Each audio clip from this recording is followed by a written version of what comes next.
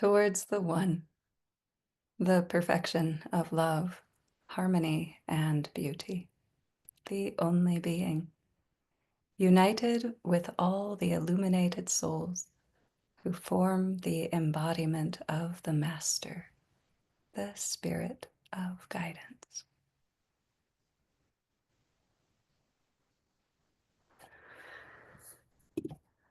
Okay, so another Sufi informational, trying to describe and explain things that are impossible to describe and explain, but we'll see what happens here.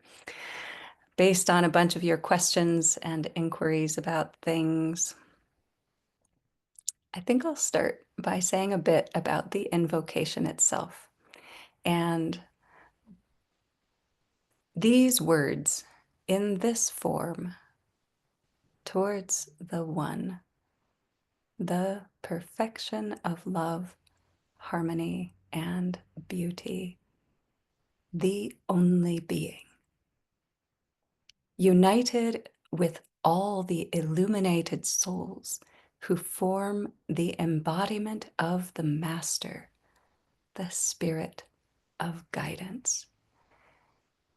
Every single word is perfect. This invocation was shaped and given and instruction as instruction by Pir O Murshid Inayat Khan. And I have his pictures all over the place, but now I'm not finding any of them immediately within reach. So Inayat Khan, that's his name. The rest of it is all honorifics. Pir O Murshid, it literally means the teacher of the teachers, or the most elder and senior of the teachers who, the teachers in this form, murshid is a particular word for teacher, but it means embodying guidance. It means having gathered the information and knowing the things, having this ground of wisdom and being able to embody, to live that and to convey it in useful ways for humanity. So it's a very tangible form of a teacher. It's not conceptual, it's real. That's Murshid. That's Inayat Khan. Then we often say Hazrat Inayat Khan, and sometimes the books that are attributed to him include that as the name, Hazrat Inayat Khan. But Hazrat was not his name. Hazrat is an honorific. It's a term of respect. It's a term of acknowledgement, and it literally means something more like the immanent, the present, the available all the time. That we use it in a way that sounds like it means the most respected, which it does, and that's a good use for it. But it also means like this being is available, is accessible. And when you turn your awareness and invite his instruction and his wisdom, there it is. It's always been there. And you can touch it and feel it and access it. Okay, so because someone referred to him as Hazrat, that's saying the present, the available, and the respected, but it doesn't actually say who the person is. So Inayat Khan is his name. Inayat is his first name, and Khan is his last name. All right, so he gave the invocation. And some people say that it's not a prayer, that an invocation is a particular expression and an intention, but not a prayer. I don't know if that's true, but that's one way of thinking about it. You could spend, and we on this Zoom or anytime can spend hours just contemplating the language and the essence of this invocation. I don't want to spend a lot of time with it right now, but I do want to say that it really encapsulates, it includes every necessary component of any spiritual path, the invitation to our own awareness, our own hearts, and our own souls. It brings us back to the pure perfection of being. Nowhere in here does he use the word God. I think that's important, and that's not a mistake, and it's not incidental. He was very careful with his words. Towards the one means that we have a sense of direction, of intention, of being where we are and wanting to move to somewhere that is available in our experience as being the most perfected, the most idealized, the most beautiful. So there's a movement about it. The movement is toward what we find the most valuable, the most cherished, the most important, the highest ideals,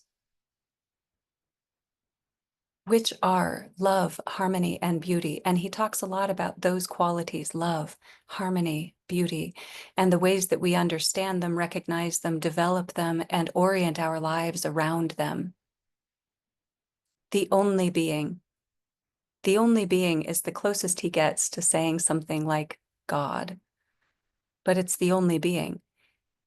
You can look at the only being as the essence of the zikr or dhikr Allah, that is remembering the pure, perfect, all-pervading God reality, the only being. There is nothing else. There is nothing else. There never has been and there never will be anything else. It is the only being. That reality, not just idea, but reality, the only being, we recognize and find through every illuminated soul.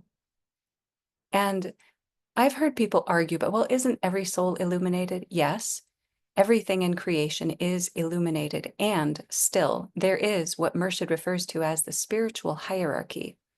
That means every being is precious and loved and important and cherished by God, and there are some beings that have a particular purpose, that shine particularly brilliantly, because humanity needs those guideposts, those like points of instruction, of wisdom, of the blessings and the guidance that we need to bring us to a higher evolution, that inspire us and nourish us toward the greatest expression of love, harmony, and beauty.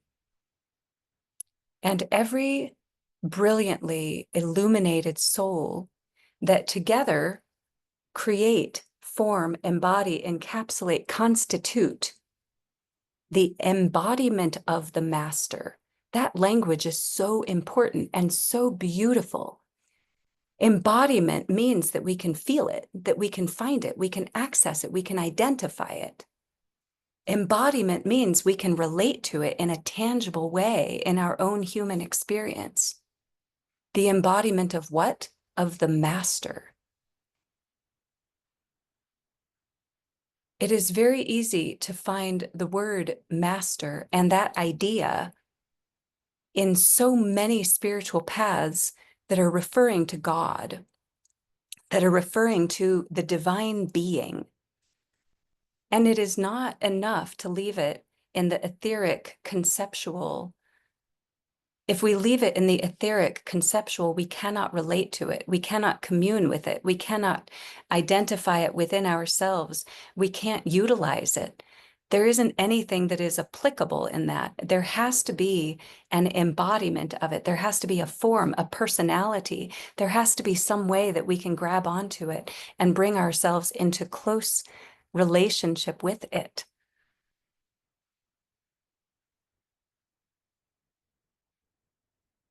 Master is a really important word because it includes all the knowledge, all the power, all the activity, all the responsibility, all of the potentialities that are brought into form.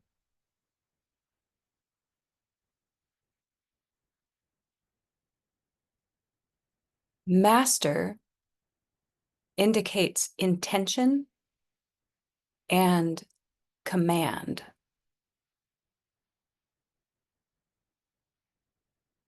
Master includes intelligence and volition.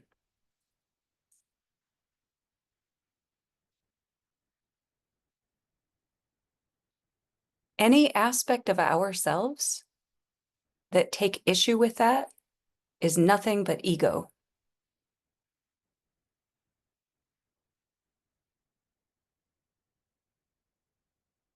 Any aspect within us that says, nobody's the master of me, is a bunch of arrogant, prideful crap.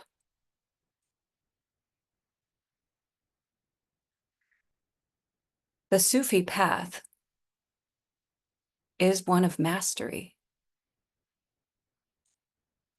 It is a path of mastering our own nafs, our own ego structures, our own unconscious conditioning and patterns, defensiveness, reactivity. Mastery is necessary to overcome the delusions of separation and the fixations on self-importance.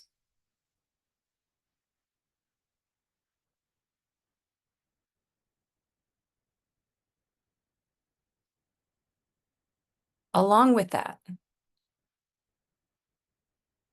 there are so many Sufi teachings and instructions that teach us and that guide us into a path of recognizing not just God as the master, but God as the beloved, as the master. Murshid says very poetically,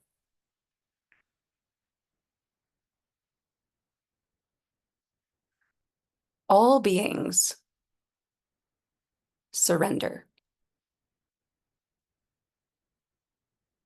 That's not the important part. That's my beginning part. Murshid says,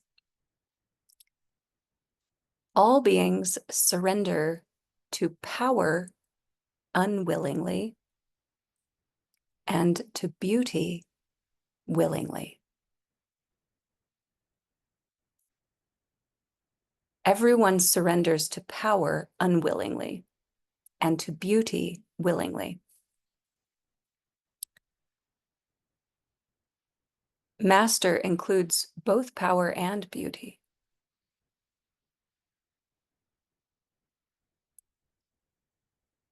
We're invited into surrender on the Sufi path, surrender through love, through beauty, through a humility that is based on authenticity, generosity, selflessness, devotion.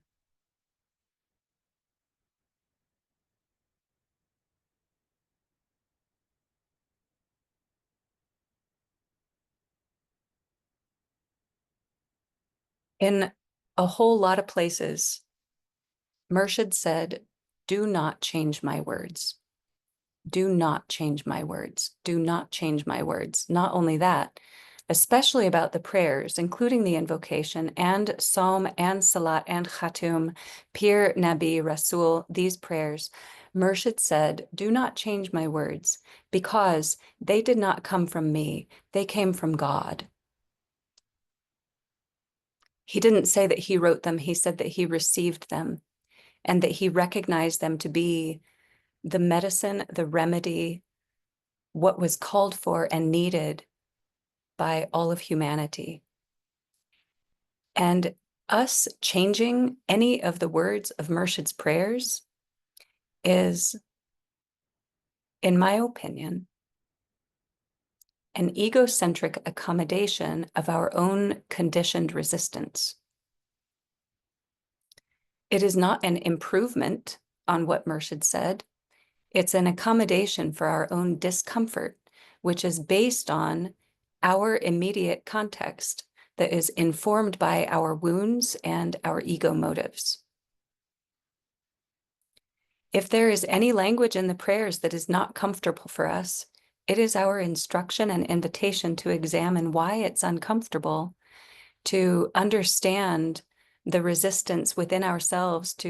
We can either track down where that comes from and why we don't like it, or we can go, I know that that comes from my own conditioning and my own resistance and my own history and personal experience and my own wishes for comfort and for things to meet my own personal preferences. And either way, either because we understand exactly what it is or because we understand the general idea of it, our invitation is to untangle that resistance within ourselves, to be willing to accept and to recognize the beauty that someone else offered, to recognize the beauty and the power, the majesty and the usefulness of the language that Murshid offered.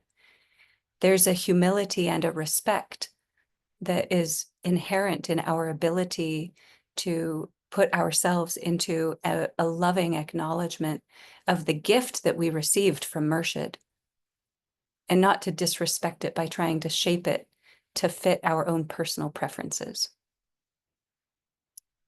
That's my opinion.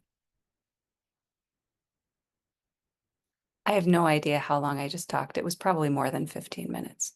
I want to say at least one other thing about something else so that there's a little more fodder for conversation. So let me look through the notes to see what are the other things that y'all said. Oh my gosh. Oh, we're going to have so much fun with so many of these things.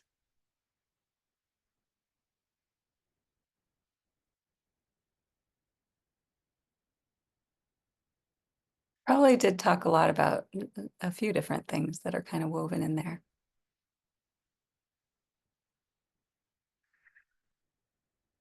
All right, let's say a couple things about the relationship between the physical self and the spiritual self. And some spiritual perspectives where the body is bad and the soul is good, or something like that.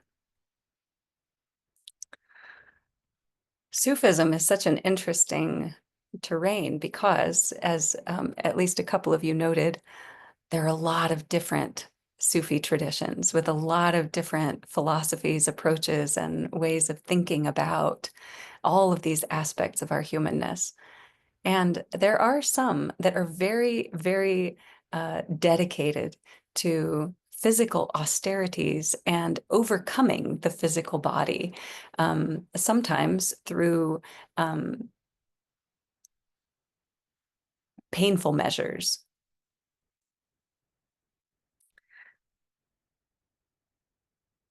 The forms that Murshid brought, which is a very specific form of Sufism, that it is very much Sufism, and it does have a particular culture about it. Murshid talked about the body being the temple of God. He used that phrase a lot. The body is the temple of God. The body is the vehicle that the soul has chosen to experience life. And the soul cannot experience life if it doesn't take good care of the body, and therefore sustain, maintain, bring a loving care toward the vehicle, the vessel that can help God as the soul, the drop of God that is the individual soul, um, to be able to experience life as fully as possible, for as long as possible, as beautifully as possible. So in this particular form of Sufism, the body is included as a treasured, beautiful, temporary gift that is a responsibility and that is worthy of our respect, our kindness, our care, and our understanding. At the same time, the Sufi path invites us to cultivate the wisdom perspectives that help us really understand that we are not our bodies. The body is a tool, a blessing, a beauty, but a tool. And we should not be confused, or we should not continue living in our confusion once we become aware, to whatever extent we're able, that the soul is not the body. The being that each of us is not the same as the body. There is a relationship between them. And there's a whole process that he describes very eloquently about the ways that the soul comes into the human physical body form and becomes confused and thinks for a time that it is the body. And then it realizes, oh no, I'm more than the body. And then it starts to realize I am also my thoughts and feelings. I am also my relationship with other bodies, with other beings. I am also all of these great qualities and personalities and characteristics. And then eventually the spiritual path, the spiritual life, when we become aware that, oh, I'm actually not my body at all. I'm actually not my thoughts. I'm not my feelings. I'm not my motives. I'm not my personality. That then we begin to develop the relationship with the true nature of our actual immortal, eternal beings. That is the soul. And then we relate to the body as part of a relationship dynamic, not as the essence of our own beings.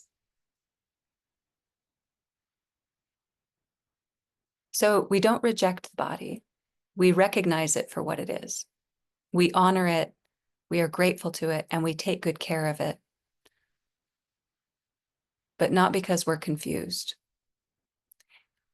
Mershit says, we can enjoy every pleasure the world has to offer, every enjoyable experience, every comfort, every delicious food, every material object, every pursuit of the world. We can enjoy every single one of them as long as we are not confused into thinking that those things are ultimately important or the actual capital R reality.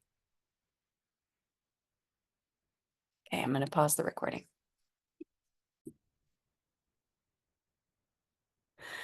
Oh, friends, we could just spend the whole time and every time from here on out just talking about and trying to grapple with the words of the prayers, and it would be a good use of our time for a little while. And then at some point it's not useful anymore. At some point it's just like, just stop arguing and pray. Just stop arguing and pray. Just stop it and pray, right? Like, are we actually doing ourselves any good by arguing about it? Are we? I don't think we are. But if the argument is getting in the way of prayer, if you're like, well, I really want to pray, but I can't get over this word, then all right, work through the word. That's fine. Okay, a couple things. One person mentioned the word salat, and someone else that I saw nodded about it. It doesn't mean what you think it means. So, I mean, it does mean what you think it means, but that's not the context that it was referenced in this little check-in period. So, I want to be very clear that salat is the process of traditional Islamic prayer. That is a particular set of prayers and movements that is intention that is done 5 times a day, that is like a prescription of spiritual practice and dedication. When someone mentioned it in this little check-in period, Salat was referring to a specific prayer that Murshid gave that has a lot of English words, that it does have some movements, but a lot of people don't do any movements for it. And it's one of his longer prayers that most gracious Lord, Master, Messiah, and Savior of humanity, we greet thee with all humility. Thou art the first cause and the last effect, the divine light and the spirit of guidance, Alpha and Omega. Thy light is in all forms, thy love in all beings. In a loving mother, in a kind father, in an innocent child, in a helpful friend, and in an inspiring teacher.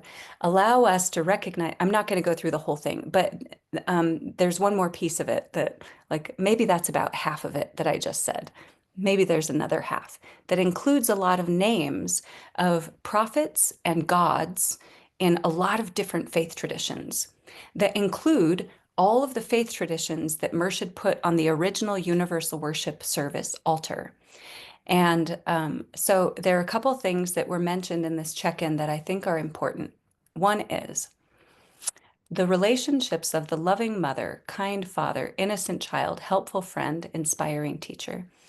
The prayer Salat that Murshid gave, he described it as a very lunar prayer that is a receptive, beautiful prayer that is about addressing the ways that we, in our humanness, relate to and need instruction and our human relationships, that we are invited to find God in all of our human relationships. So he describes a lot of little examples of human relationships. They're just, they're the beginning point. They're not, it's not a comprehensive list. It's just hinting at you, hey, find God in people. All right. Also, the qualities that he put on there, a loving mother. It isn't just any mother. It's not the vindictive, punitive mother. It's not the absent mother. It's not the unavailable mother. It's not the controlling, mean mother. It's the loving mother. So there's a quality about it that helps us recognize God in that. A kind father, you know, um, an innocent child. So all of those things are invitations for us. Like, where can we find God in our human relationships? Probably in these generous, hurtful qualities. Okay, then there's the issue about the names that Murshid uses for gods and prophets in here. They are all masculine. They are Rama, Krishna, Shiva, Buddha, Abraham, Solomon, Zarathustra, Moses, Jesus, Muhammad. I know that there are a lot of people who are very uncomfortable and do not like there are not feminine words in there. And it's true, there are not. I understand why that is problematic for a lot of people. It is not problematic for me, which I hope y'all know enough about me to know I am a ferocious goddess lover. I am a lover of the divine feminine. I am the biggest, loudest champion for the divine feminine. I love the forms and expressions of goddesses, of feminine divine expressions. I am a huge advocate for women in positions of spiritual authority and responsibility and leadership. That this is my whole life, not my whole life. It is my whole life starting when I was a teenager when I became aware of it. But before that, I didn't know anything about it, or I didn't think about it consciously. As a teenager, I went like a ferocious divine feminine. And I still am. I still am. And that is not the point of this particular prayer.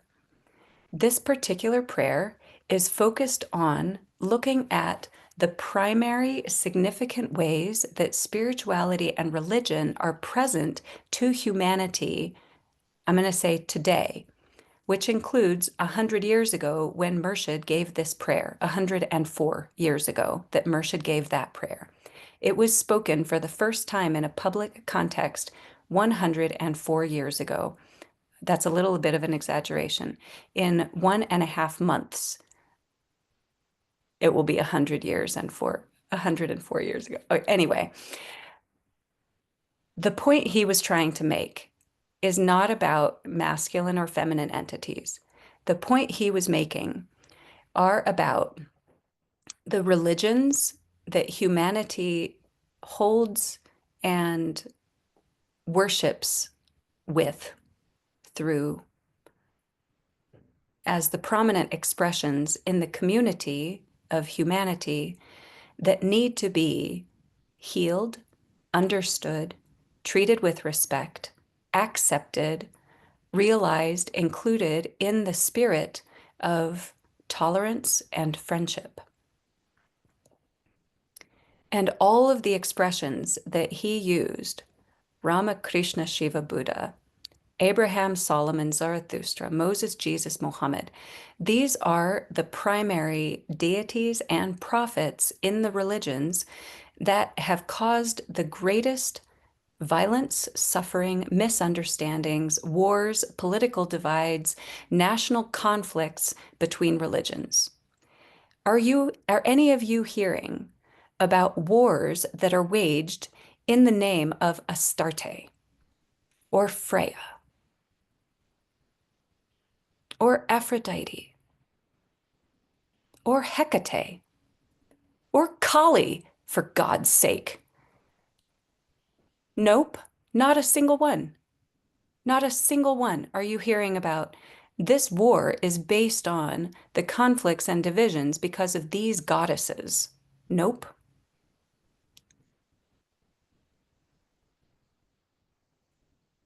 So, changing the words of that prayer to make it fit our spiritual preferences or our religious context that includes the divine feminine entirely misses the point.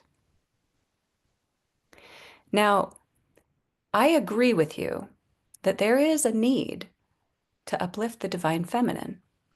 I think I just said that because I know that in my own experience and observation of the world and religious studies and interfaith conversations and, my whole work in the world, I go, we do need prayers for the divine feminine. But taking an existing prayer with a purpose and saying, I'm going to repurpose that and add words so that it suits my needs and this other purpose is not a good solution, in my opinion. I do have opinions, and they're kind of strong. And I'm not sorry. I do know that, which is why a couple of years ago, I wrote prayers for the divine feminine that are basically the same intentions and approximately the same length, and that can fulfill the same purposes of what Murshid was describing, but from a divine feminine perspective and associations. For me, that is a way of meeting a need that I see without disrespecting or repurposing or messing up Murshid's prayers. I believe that he shaped them exactly perfectly for the intention that he needed and that he recognized as the need of humanity. And I think he was right. If we want the divine feminine prayers, maybe we could have enough respect for the divine feminine to give her her own prayers.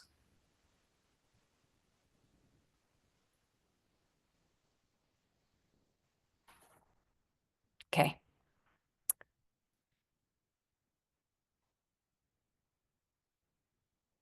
I also have heard lots of things of people trading out the word master in the invocation, back to the invocation, trading out the word master with a whole lot of other things. I actually don't want to put any of those other things in here right now. You know what they are, and you probably have made your own.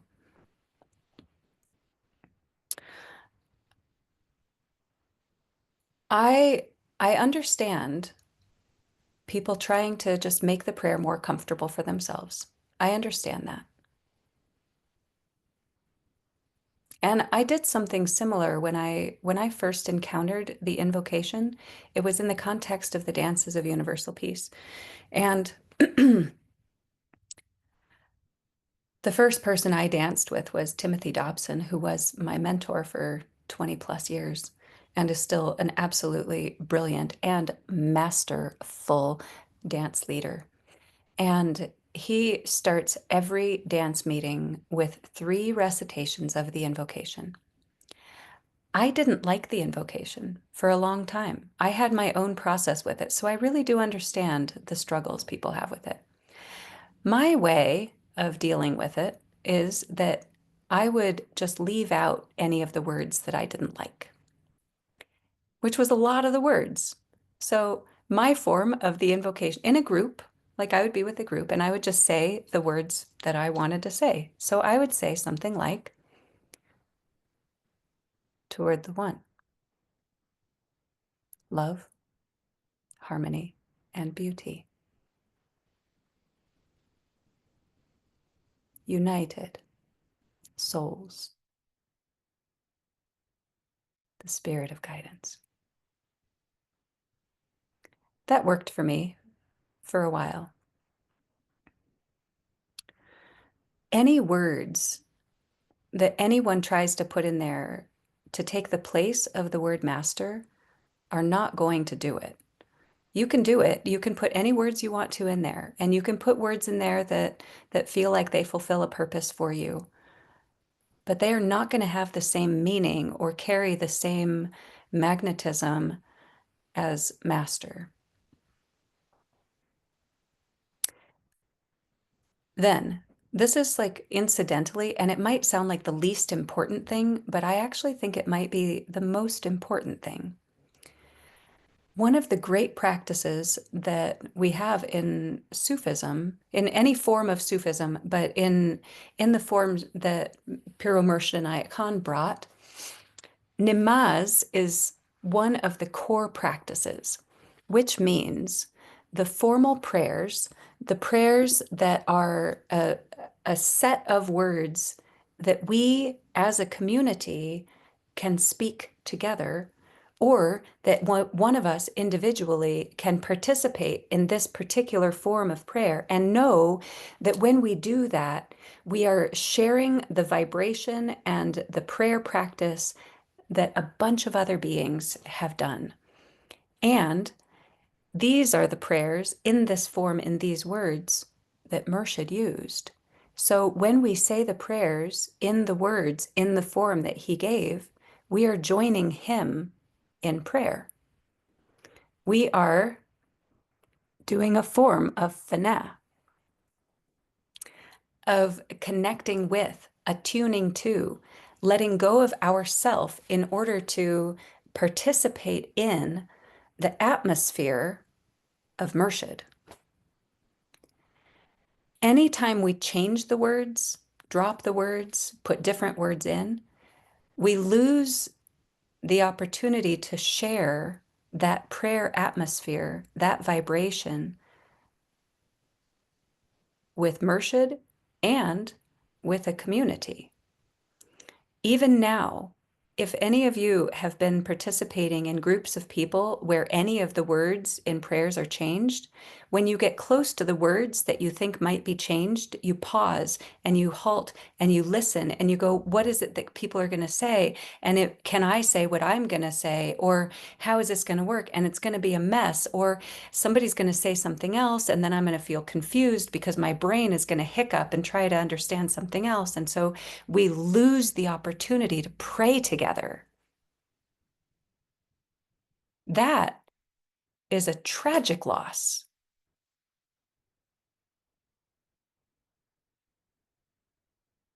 I think that's a big deal. Okay, something else. I think I have already talked for almost 15 minutes. Maybe it's been 15 minutes. Dang.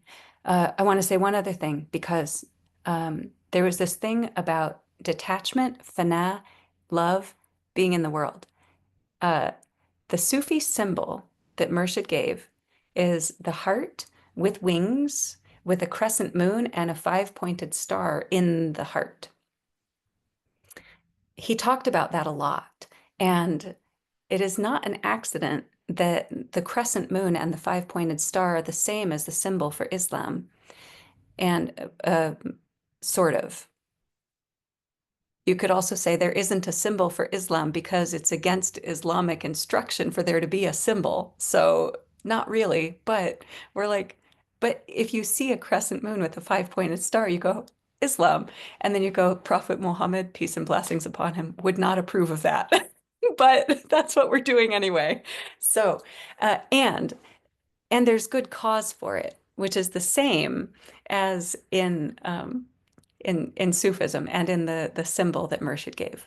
Okay, so the heart. Murshid said Sufism is the religion of the heart. He said it's not a religion, but because we understand the word religion and we feel like it's important, if you have to call, this is Murshid quote, if you have to call it a religion, call it the religion of the heart. If you call it the religion of the heart, now it's not a quote from Murshid anymore. This is just my further thing. If you call it the religion of the heart, it includes all the religions. It includes everything because the human heart, this is from the Quran, the human heart is wide enough to contain God.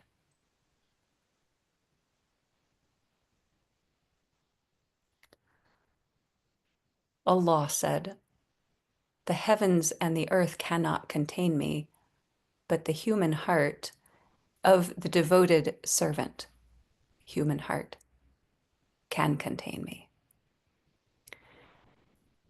The heart is infinite. Yeah, واسع. That's the infinitely expansive. Okay, so the heart with wings. The heart is the beginning of it. There are two wings. And Murshid referred to them a couple different ways, but mostly he called them discipline and indifference. Discipline and indifference. Discipline is devotion. That is focus, concentration toward what is important to you, which in Sufism is focused on what you find beautiful, on what you love. Discipline. It is mastery. It is concentration. It is shaping things in intentional ways, not according to your whim and whatever, but discipline. And indifference, you could call detachment or non-attachment if you prefer, but it's the same thing. That is not clinging. It is not being confused. It is not being stuck in any particular paradigms, definitions, associations, understandings of things. Murshid said that the Sufi path is the path of unlearning, which is not forgetting. Unlearning means that you have spent your whole life learning things, gathering information, experience, systems, strategies, coping mechanisms, like all of the ways that we have become conditioned in our life experience. And as soon as you start the spiritual path, Sufism, you begin the process of unlearning, which means that every single thing you've learned, you open up from and you go, is that true? And what else might be true? And how else could I see that? And you invite in other perspectives and you expand your awareness and your field of understanding and tolerance. That is the Sufi path. It is not of becoming more narrow, it is of becoming more expansive. That is detachment. The word fana that was mentioned in your check-ins, and then I've mentioned it now a couple other times, at least once, maybe a couple times. Fana, it means annihilation or surrender or disillusion or a releasing, a letting go, surrendering in lots of different possible ways. And it is a central idea in Sufism with some specific forms. So you could say fana, that means that we want to let ourselves be empty and to participate fully, to dissolve into something better. I know we didn't like that word. Something as loving and as beautiful as possible. How's that? Better? Okay. Uh, we still don't like the word better. You can say fana fi, and then fi means in, and then you can put anything you want after that. So fana fi beauty, Fanafi love, Fanafi discipline, Fanafi work, Fanafi service, Fanafi whatever. Like put anything you want in there. Fanafi donuts. Okay, then you can go in Sufism. There are these different phases of Fana. That is, you start with Fanafi Sheikh. That's the first level that is recognized in Sufi systems of training, of instruction.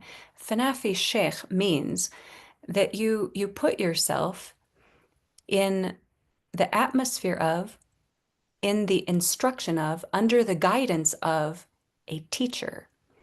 And it is a teacher, a living human teacher that you can trust, that you can love, that you can respect, that you can have confidence in, that you believe that you can receive direction from in a trustworthy, useful, beautiful, safe, desirable way for your own sensibility, for your own being, for your own personality, for your own nafs. Because we're all functioning from our nafs. That's how we work. And we're supposed to. So Fanafi Sheikh is the first.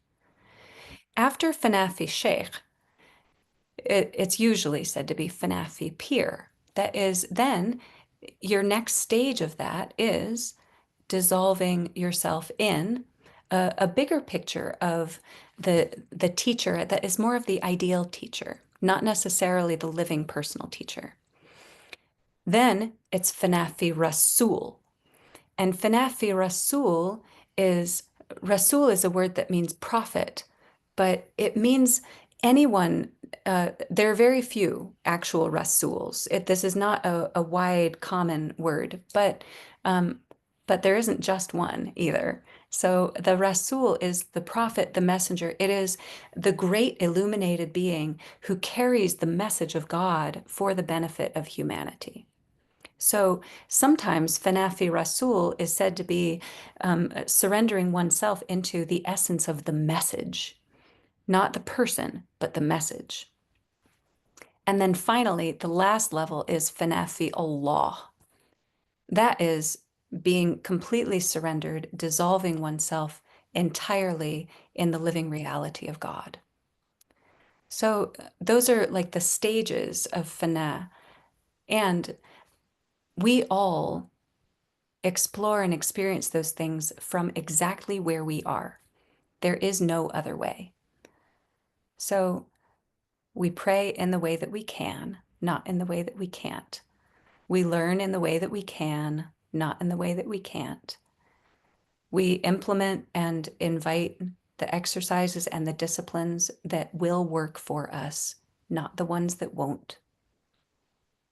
And we experience fana in the ways that it naturally happens. We cannot force it.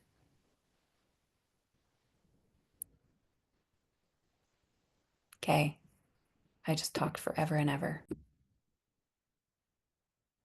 Oh, the political naffs. I don't know that that's the right word for it, but I think I understand what y'all are talking about. And it's a big mess. And it probably always has been. I don't act like every moment in humanity, the human beings who are alive think it is the most dramatic, worst ever. And that cannot be true. And I don't actually believe that that's true. And I believe that if we look at the general, like overall evolution of humanity, we are in better shape now than we ever have been. And that goes across the human condition around the world, that if we look at things from a big enough vantage point, we are better now than we ever have been as a human society. I believe that, and I'm not making that up. You can find smarter people than me can give you examples about what that scientific measure actually is.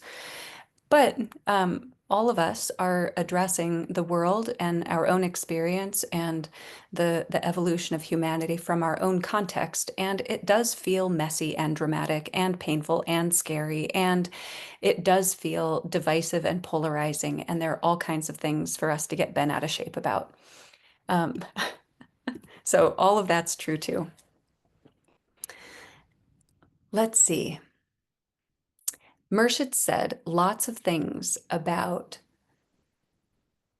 the need for the Sufi message today. He said it 100 years ago, but it's still true now.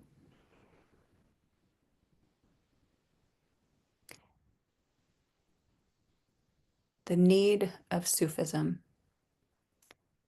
is to awaken the spirit of brotherhood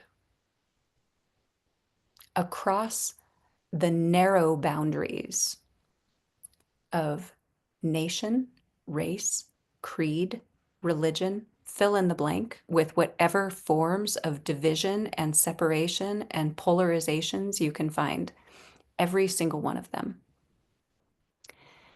to awaken the spirit of love in human beings. He used the phrase harmonize East and West, which is literal and also symbolic, that it's not just about East and West, but he used those things. It's like, it's easy for us to think about the world as being divided into two different cultures, but that we want to create harmony by the interchange of thoughts and ideals through conversation, through understanding, through getting to know each other. I am aware that within the United States and between the United States and other nations, and between other nations and other nations, there is a natural tendency for us to fall into these categories of division and separateness. And we're good at seeing that as an undesirable attitude. And at the same time, we're good at seeing that as a necessary survival attitude. And both of those things are true. So we don't need to choose and try to find the one perspective that is true. They can all be true at the same time. That human beings are creatures, and we naturally feel safe when we are among our own kind. That is, and that becomes, in some cases, very, very small. That some of us only feel safe and comfortable with one or two other human beings. Some of us only feel comfortable and safe within our immediate family of origin. Some of us only feel comfortable and safe within a particular sphere of experience, interests, shared activities, a religious context, a political context, whatever, social values, and also the qualities of race and economic situation and social status and fill in the blank. I made a comment a couple days ago, oh, maybe it was just yesterday. I don't remember when it was now, a day or two ago, about how we have the universal worship service that helps us awaken our love and understanding and our tolerance and inclusivity and appreciation for the different religions. We have not been able to do that about politics. And I feel that it is tremendously important for every single one of us to take responsibility for our own biases and our own intolerance. And we're no good at it. None of us are any good at it. We're very good at blaming and pointing the finger at other people's intolerance and other people's wrong perspectives. And we're very good at rooting and doubling down on our defensiveness and self-righteousness because our values and our perspectives are the right ones, are the true ones, are the good ones, are the healthy ones, are the appropriate ones. We are being tolerant, and it is the intolerant people that are intolerant toward us. And every time we say that, we show our own intolerance about our perceptions of intolerance. It's an absolutely ridiculous cycle that we've gotten ourselves tricked into. So, how do we overcome that? Lots of ways. I am frequently encouraging people to expand the view. And I don't mean take in more social media and read more things from whatever political pundits. That's not what I'm talking about, though that could be helpful as well. So first, when we say everything is a disaster. It's because we're looking at things in a very narrow way. If we look at things, and whatever our view is, if we're freaked out about it, we have two options. Oh, no, we have three options. One is we can keep it exactly how it is and be unhappy. Carry on. Good luck with that. Or we can expand it to the point where we find optimism and beauty and a bigger picture of progress, of humanity, of the global process of evolution. So expand it until it feels beautiful. Or, oh, I was just reminded of an Iron and Wine song. Uh, they will see us waving from such great heights. Come down now, they'll say, but we won't, uh, because everything looks perfect from far away. So we'll stay. Okay, so expand until everything looks beautiful. That's an option. Or from here, you can also narrow down on what is it that's beautiful here? And what is it that is right within our sphere of influence, of understanding, and where we can have an impact that is rooted in love and tolerance? If we're overwhelmed and distressed, it's because our lens is either too large or too small. And we can fix that in either direction. So check it out.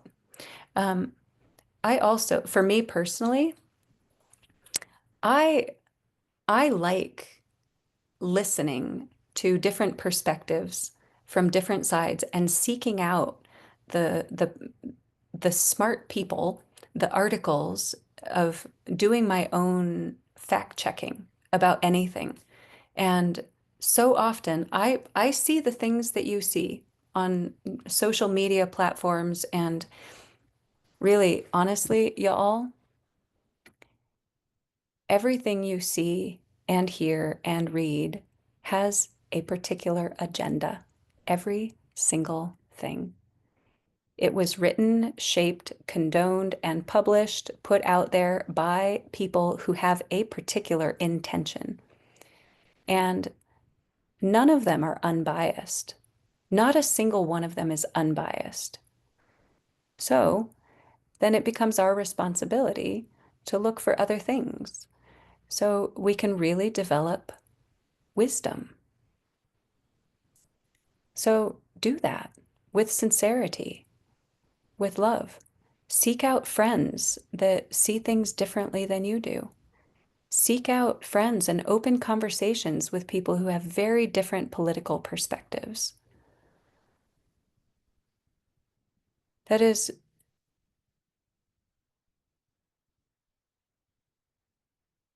root out the biases within ourselves so that we aren't clinging to fearful narratives and further separations. That happens within us. Also, one more thing, because I've already kept you 4 minutes late. The stuff that comes up and blindsides us is disempowered when we have a strong sense of equanimity within our own beings. Murshid describes us each as being like boats on an ocean, and there are a few different ways that he describes it. One is drop an anchor so that you are stabilized and so that whatever waves come can't knock you over. Then each of us gets to discover for ourselves what that spiritual anchor looks like. What is it that each of us needs to find our own stability and our own capacity to be able to ride the waves? The other is also a sort of about a boat, is that if we are actually floating on the surface like driftwood, then the waves can come and we will rise and fall with them, and we won't be upset by them because we aren't trying to cling to something in the midst of the movement. Third one, not about a boat, but still about the ocean. He says, be like a rock that can hold its ground and that is stable amidst the calamities of life. Life is, in Murshid's words, a series of constantly jarring influences. And it is within our capacity as human beings to develop the equanimity, the resilience, and the wisdom perspectives so that we are not pummeled and destroyed by the jarring influences of life. There is our set of instructions. And now my favorite phrase is get to work. Okay, thanks, friends. Lots of love. This video will show up on YouTube eventually, and I hope there's something useful or at least entertaining in there.